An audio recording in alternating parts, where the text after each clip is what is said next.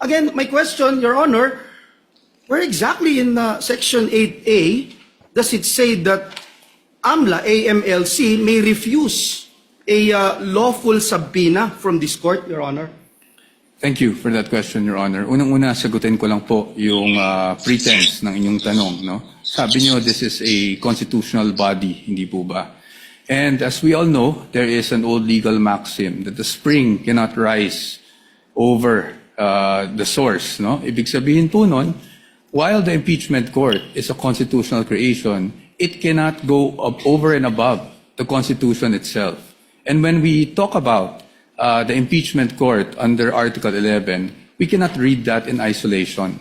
We have to also give due regard for all other provisions of the Constitution, specifically the Bill of Rights, kung saan due process ay isang bagay na nakatatak po doon at pinapakita doon, ano bang ibig sabihin ng due process? Due process is, kasama po sa kalakip ng due process, ay ang bawat na nasasakdal ay meron ding pribilehiyo na maging maprotect o maproteksyonan ng mga batas na isinagawa ng mismong Kongreso. So now let's go on to Section 8A. No? As you can see, Your Honor, that is at least for our position, it's an absolute prohibition. Unlike other laws where they created, for example, in the Bank Secrecy Law, meron nakasulat doon, aaminin natin, in cases of impeachment is an exception. Pagdating po dyan, wala po ni isang exception. It could have been easy, especially since this is a 2021 amendment. No? It could have been easy for Congress to have cited impeachment as an exception if it did actually wish to do so. But it did not, Your Honor. And it is our position that if we were to compel and issue a subpoena against these AMLAC records, we're actually compelling the officials to violate this very section of the law. And that is why we are saying na pagdating sa 8A, absolute po yan. It does not say that there's any exception if any court processes are actually issued to compel the production of these documents. Precisely because ang nasa loob po kasi ng mga records ng AMLAC are intelligence. No? And that's why it's confidential.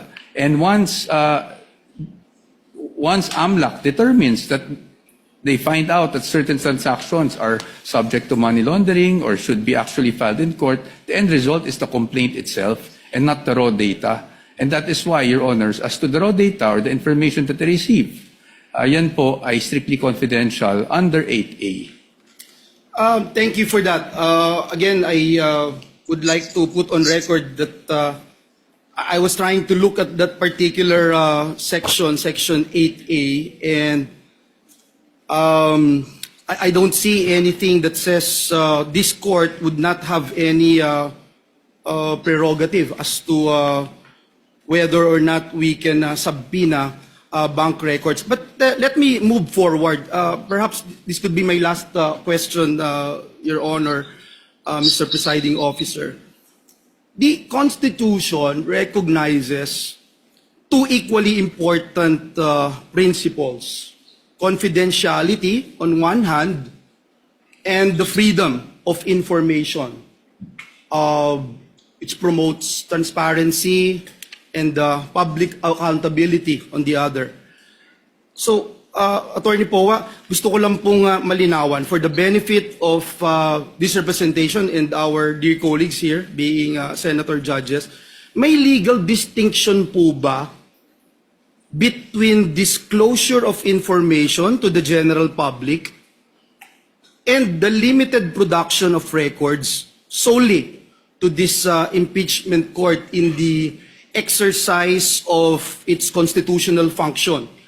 Because we understand that the principle of freedom of information is rooted in transparency and public accountability, especially po when the conduct of a public officer is under constitutional scrutiny.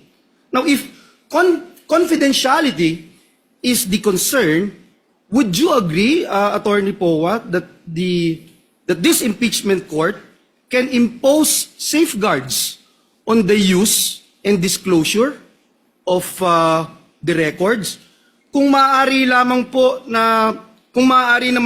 na magpatupad ang impeachment court ng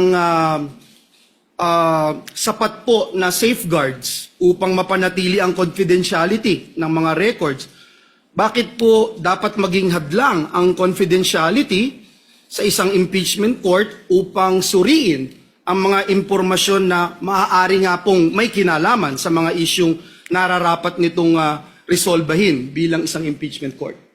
Para sa atin po, no, kung ano man pong hakbang ang pwede o hindi pwedeng gawin ng isang impeachment court tulad ng nasa harap natin na ngayon, it must be confined to the limits imposed by the Constitution and the laws. No? So, kahit sabihin po natin, we are not against transparency. I just want to make that clear, Your Honors. We are not against accountability.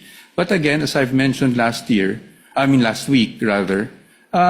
hindi naman porket po that we are all looking for accountability ay transparency, ay isasantabi na lang po natin kung ano ang mga karapatan, hindi lang para sa impeachable officer, pero para kahit sinong Pilipino na nakasaad sa batas, including absolute confidentiality in terms of AMLAC reports, which we are pointing to.